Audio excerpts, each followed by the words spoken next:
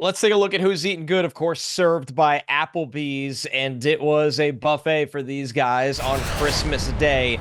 Notably, Lamar Jackson Lawrence, who all of a sudden is plus 135 to win the MVP over 29 fantasy points. A massive day for Lamar, who Lawrence, out of nowhere, is giving Josh Allen a good run for his money.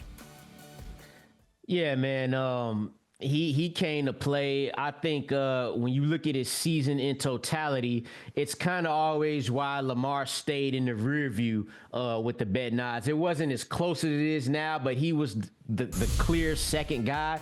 And I think Josh Allen, with those two games against the Rams and the Lions, that's what kind of separated them. But Lamar Jackson just kept on, chugging along. And now here we are close. And I think to get Lamar at plus money, even right now, there's some books that still have him at plus 300 if you want to take that shot there. For Josh Allen, it's going to be, he's playing the Jets. So it's like, if he has a great game, it's against the Jets. No matter what, though, you still have to go out there and have that great game. He can't play like he played against the Patriots because that's part of what allowed Lamar Jackson to really get back into this, according to the betting odds. So it's going to come down to the wire. That number jumped significantly. That number for Lamar was plus 400 before that Christmas Day game. And like you said, now at plus 135, as of today, when it comes to betting, they're basically even. The Ravens with a blowout win over the Texans, and Matthew on the other side, the Chiefs with more of the same against the Steelers.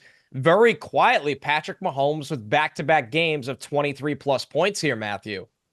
Yeah, only had two 20-point games all season before that, but maybe the emergence of Xavier Worthy as a legitimate threat, who Worthy on his own, by the way, 21 fantasy points over the past three games. That's what he's averaging. He's got almost a 27% target share. He's gotten at least 9 touches in 3 straight games. So the emergence of Xavier Worthy, maybe the addition of Hollywood Brown coming back, and just maybe them trying to find their way, right? But it's really great to see that Mahomes finally looking like Patrick Mahomes here towards the end of the season. I think you think about next year, Mahomes is probably going to be ranked lower than he ever has been as a quarterback.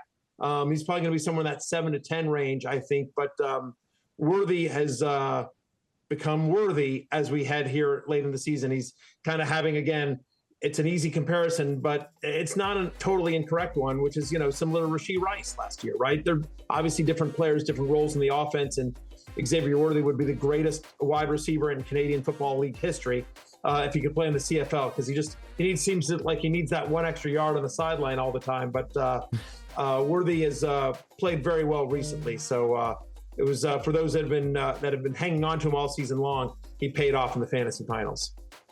Hey, it's Matthew Berry from NBCSports.com and RotoWorld.com, and I want to thank you so much for watching whatever it is you just watched, or if nothing else, being too lazy to click out of the autoplay after this video started, after whatever it is you actually wanted to watch finished.